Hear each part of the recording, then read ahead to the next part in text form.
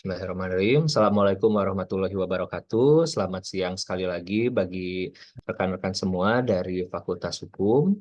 Perkenalkan, nama saya Ikhwan Mustafa Sadidan. Saya biasa dipanggil Sadidan atau Didan. Jadi home base saya itu sebetulnya ada di Fakultas Teknik pada Prodi Teknik Lingkungan. Nah, saya juga selain memegang mata kuliah Final Project Literasi Digital, sebelumnya saya juga memang memegang mata kuliah pengantar literasi digital. Namun seperti yang kita tahu bahwa pengantar literasi digital itu mungkin penyampaian dari setiap dosen itu kan berbeda-beda. Nah, sementara di final project ini saya akan mencoba untuk menyampaikan apa yang sudah saya ajarkan kepada mahasiswa pada saat pengantar, tapi jika ada beberapa hal yang sudah saya ajarkan, namun oleh dosen pengantar literasi digitalnya belum diajarkan sebelumnya, maka akan coba kita matrikulasi bersama-sama agar pemahaman kita bisa sama. Nah, jadi sebelum lebih jauh juga, saya ingin menjelaskan bahwa sesuai namanya, Final Project Literasi Digital, jadi kelas ini tidak akan isinya itu tidak akan full materi gitu, setiap minggu materi, kuis atau apa, tapi kita akan coba untuk bisa lebih mengimplementasikan apa yang kita pelajari sebelumnya dan menghasilkan satu produk yang merupakan project dari mata kuliah ini. Nah, jadi sebelumnya kita lihat dulu eh, pada mata kuliah pengantar literasi digital, kita kita sudah diperkenalkan ya dengan sejarah komputer, literasi digital itu sendiri, tentang internet, perangkat lunak, sistem komputer, basis data, sistem informasi, dan lain-lain. Nah, setelah pengantar literasi digital, itu masuk lagi ke mata kuliah selanjutnya yang dikenal juga dengan istilah ABCD, mulai dari Artificial Intelligence, eh, blockchain, cloud computing, dan juga data analytics. Nah, di sini juga ini yang mungkin saya sudah ajarkan. Nah, tapi ya sekali lagi saya juga tadi tanya kepada koordinatornya bahwa sebelumnya saya pernah tanya apakah pernah membuat website, belum. Tapi belajar coding juga pernah dasarnya. Nah, yang akan kita lakukan pada mata kuliah ini adalah membuat grup project. Nah, grup project-nya ini kalau yang saya harapkan itu adalah dalam bentuk website dan juga sosial media. Nah, tapi sebelum kita membahas tentang project, kita bahas dulu sedikit ya tentang literasi digital. Jadi literasi digital ini berdasarkan para ahli itu sebetulnya ada banyak sekali pengertiannya. Yang saya ambil di sini adalah dari Devri Suherdi bahwa literasi digital ini adalah pengetahuan serta kecakapan pengguna dalam memanfaatkan media digital seperti alat komunikasi, jaringan internet, dan lain sebagainya. Tapi ada juga hal yang menarik disampaikan oleh UNESCO, kayak ada yang udah pada tahu ya UNESCO, bahwa literasi digital itu adalah upaya untuk memahami perangkat teknologi komunikasi dan informasi. Nah, tapi menurut UNESCO itu ada yang berbeda. Jadi literasi digital itu bukan hanya kita bagaimana menggunakan ini ya, menggunakan sosial media atau menggunakan komputer, laptop, gadget. Bukan hanya itu saja, tetapi juga bagaimana kemampuan kita dalam mengolah informasi ataupun membagikan informasi. Nah, itu menjadi keterampilan yang perlu bagi seseorang untuk eh, paham gitu pada literasi digital ini. Nah, jadi ini ya yang tadi saya bahas, literasi digital itu ada dua. Yang pertama literasi teknologi, yang kedua ada literasi informasi. Untuk teknologi ini udah jelas, ini lebih menekankan pada pemahaman teknologinya, jenis-jenis hardware-nya apa, penggunaan software-nya seperti apa, terus bagaimana cara membuat satu program. Tapi untuk literasi informasi ini menekankan pada aspek pengetahuan.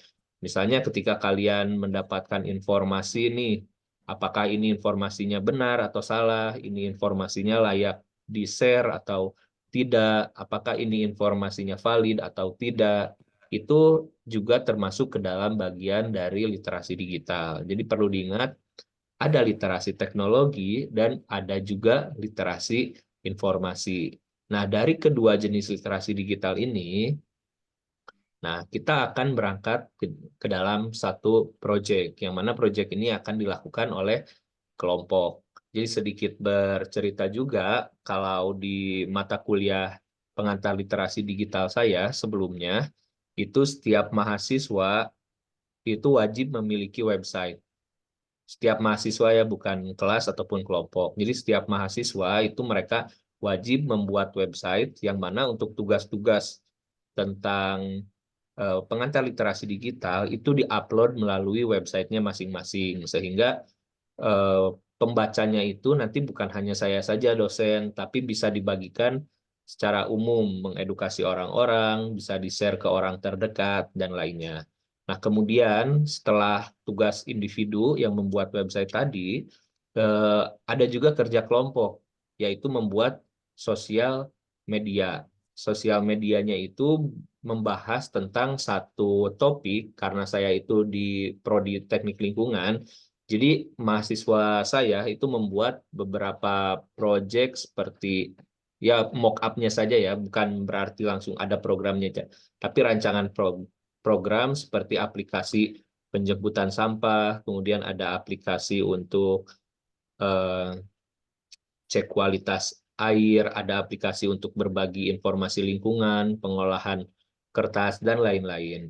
Nah, itu ide-ide tersebut disajikan oleh mereka ke dalam bentuk Instagram dan juga dipresentasikan melalui YouTube, sehingga mereka itu ide-idenya bisa dilihat oleh halayak ramai.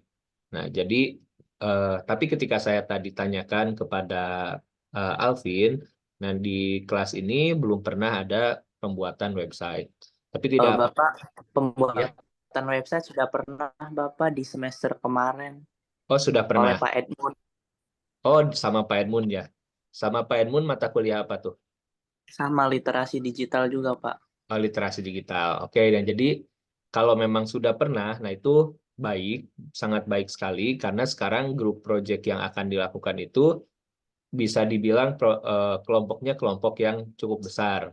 Jadi dari 35 orang yang ada di kelas ini akan dibagi akan dibagi menjadi 3 kelompok. Akan dibagi 3 kelompok. Jadi satu kelompoknya itu kurang lebih 11 atau 12 orang. Nah, nanti dari kelompok ini, dari setiap kelompok, itu akan membuat website dan juga sosial media tentang satu topik yang menarik bagi kelompok tersebut dan memang berkaitan dengan program studinya. Misalnya, kemarin di teknik lingkungan itu kan ada website namanya Envirocation. Jadi website yang isinya itu memang edukasi tentang environment. Kemudian untuk kemarin di Fakultas Agama Islam juga ada yang memiliki ide untuk membuat website tentang ilmu fikih atau pendidikan agama Islam untuk anak-anak. Nah, itu terserah.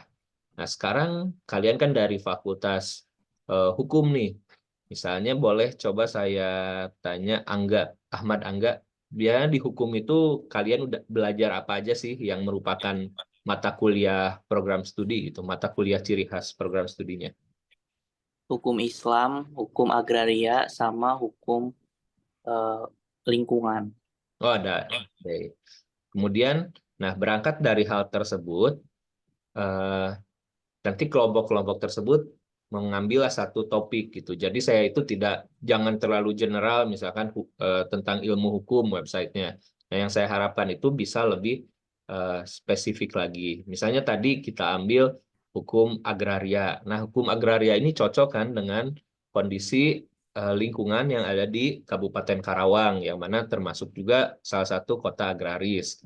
Nah, di sini eh, kalian membuat satu rumusan masalah, misalnya nih rumusan masalah, oh ternyata walaupun banyak banyak sawah dan juga petani, tetapi pengetahuan orang tentang hukum agraria ini masih belum ini nih, masih bisa dibilang masih rendah. Ayo kita coba buat website dan sosial media untuk meningkatkan awareness mereka terhadap tentang hukum agraria. Nah, berangkat dari situ, kalian nanti membuat website dan juga membuat sosial media. Nah, tapi karena tadi kan kelompoknya banyak ya, 11 sampai 12 orang. Nah, kalian akan terbagi menjadi beberapa peran dalam setiap kelompok. Yang mana itu ada content writer, content creator, website administrator, social media manager, marketing, ada juga editor atau desainer. Nah, jadi di sini, tapi tidak terbatas sama ini ya, ini yang saya berikan pandangan bagi kalian. Nah, jadi dalam hal ini, setiap kelompok nanti akan memiliki satu ketua, bisa juga kita bilang sebagai CEO-nya. Nah, punya member-member lain yang punya peran masing-masing. Misalnya, eh, misalkan Alvin jadi ketua kelompoknya nih. Nanti ada Fiona sebagai content writer, Angela sebagai content creator, ada Lanang sebagai website administrator, Keisha sebagai desainer, dan lain-lainnya. Nah, dari hal tersebut, kalian coba membuat sistem tersendiri gitu. Jadi jangan sampai satu orang dia yang nyari ide, dia yang nulis eh, beritanya, dia yang bikin kontennya, dia yang ada di videonya, dia yang ngedit. Kalau seperti itu bisa dibilang bukan kerja kelompok. Nah, yang dilihat itu nanti selain dari outputnya juga dari manajemen proyeknya. Apakah kalian berjalan manajemennya atau misalkan one man show atau misalkan hanya setengahnya saja yang bekerja. Nah, itulah yang membedakan antara final project literasi digital dengan literasi digital. Jadi untuk kedepannya itu kita tidak akan eh, banyak materi gitu. Kalaupun ada materi, mungkin saya akan share melalui video yang bisa kalian saksikan secara asinkronus kapanpun dan dimanapun kalian bisa. Tapi akan ada juga nanti kuliah yang sinkronus yang seperti ini. Tapi kuliahnya itu bukan saya yang menjelaskan, tapi kalian yang mempresentasikan tentang progres dari proyek kalian. Nah, di sini ada beberapa langkah, dimulai dari preparation, implementation, dan evaluation. Nah, preparation ini, kita kan ada 3 SKS nih. 3 SKS ini bukan hanya, hitungannya itu bukan hanya 3 kali 50 menit dalam satu minggu gitu pertemuan secara langsung, tapi ada juga 3 SKS di luar jam tersebut. Ya kurang lebih 3 jam sekian yang bisa kalian gunakan untuk melakukan kerja kelompok ini. Ya, 3 jam kalau dibagi dalam seminggu itu berapa sih? Eh, Paling setengah jam per hari juga itu udah cukup gitu, setengah jam sampai sejam. Nah, yang akan dinilai pada mata kuliah ini itu adalah preparation-nya, implementation-nya, dan evaluation-nya. Nah, untuk preparation itu kalian mempersiapkan ya ini tahap kalian sebelum memproduksi konten. Seperti misalkan kalian sudah membuat tim, dari tim tersebut udah ada ketuanya, ada bagian-bagiannya siapa, itu sudah termasuk tahap preparation. Nah, nanti kalian rapatlah temanya mau apa.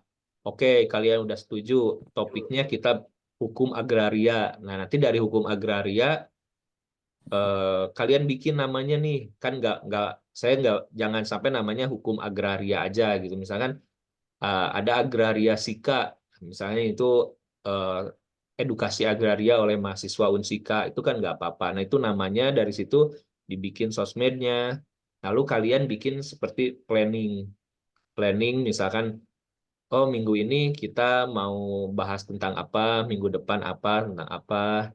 Nanti si semuanya juga kan peran, dan kok perannya ini itu berjalan terus. Jadi jangan tiap minggu berubah gitu. Jadi terus aja misalkan dari awal content writer kecuali nanti di tengah setelah UTS, oh saya pengen nyobain nih jadi bagian marketing misalkan. Nah, barulah silahkan diganti. Jadi jangan sampai minggu ini Alvin content writer, minggu depan Alvin jadi editor, minggu depan jangan seperti itu. Jadi kita lihat manajemen proyeknya apakah berjalan dengan baik atau tidak.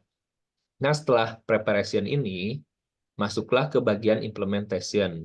Implementation, kalian implementasikan apa yang kalian rencanakan tadi, bagaimana pola kerjanya, siapa yang membuat sosmednya, yang memegang, oh yes, terkait sosmednya, sorry kelupaan.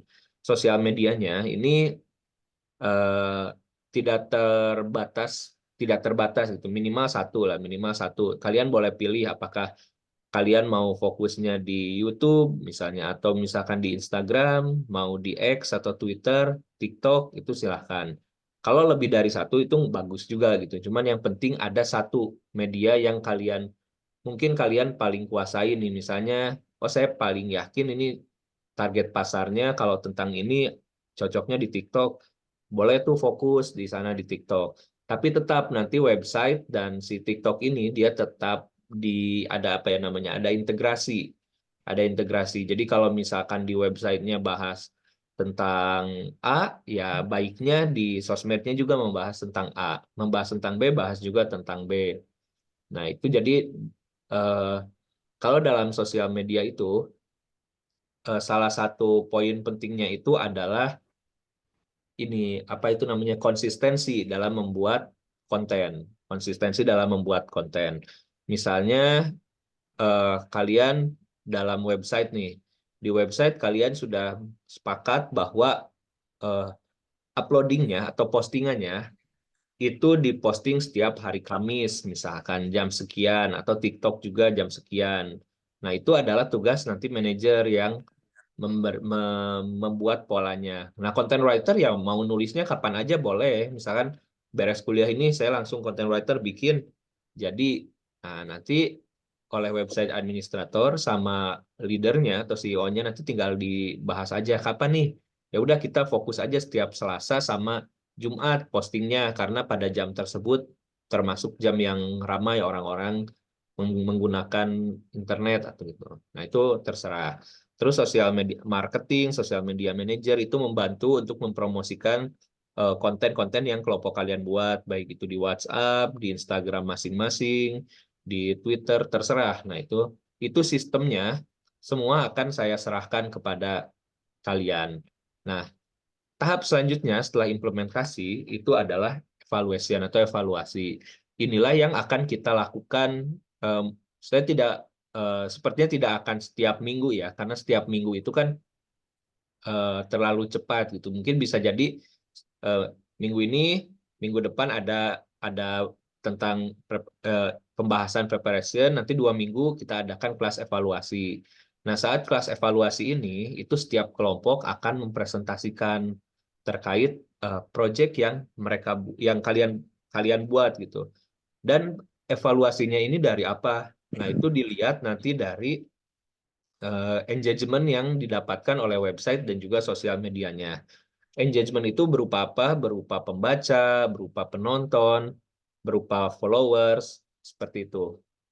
Nah, jadi misalnya di minggu ini kalian masih 10 orang yang follow-nya gitu, karena itu anggota kelompok semua, kalian buat konten, kalian buat promosi, nah ternyata dalam 1 minggu itu nyampe 100. Dan juga dari Instagram itu kan nanti bisa nge-link misalkan ke website. Nah, karena engagement di sosial media naik, pembaca di website pun semakin banyak. Nah, itu nanti dievaluasi. Kok misalnya 1 minggu berlalu, tapi cuma nambah 1-2 orang aja pembacanya. Nah, itu yang kita bahas, apa yang kira-kira salah. Dari hal ini, nanti akan kita implementasikan apa yang dipelajari pada pada saat kuliah pengantar literasi digital. Karena kan itu ada tentang SEO atau Search Engine Optimization, ada juga tentang SMO, ada tentang copywriting. Nanti kita evaluasi, oh berarti ini misalnya kontennya ini udah bagus nih, videonya udah bagus, tapi ternyata captionnya kurang menarik nih, atau misalkan masih kurang hashtagnya, atau durasinya kepanjangan. Nah, itu yang akan dievaluasi. Kayak mengapa seperti ini? Karena sekarang sosial media saja sudah masuk ke dalam ke dalam ranah kementerian seperti PKM atau Pekan Kreativitas Mahasiswa.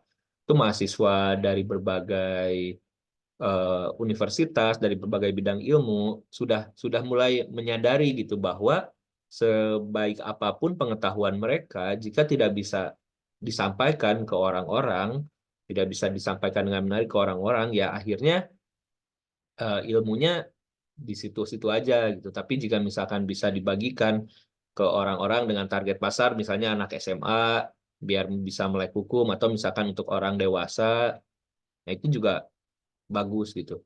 Jadi pada mata kuliah ini adalah kesempatan kalian untuk bisa mengembangkan diri dan juga untuk menyebarkan ilmu yang kalian punya gitu melalui website dan juga sosial media.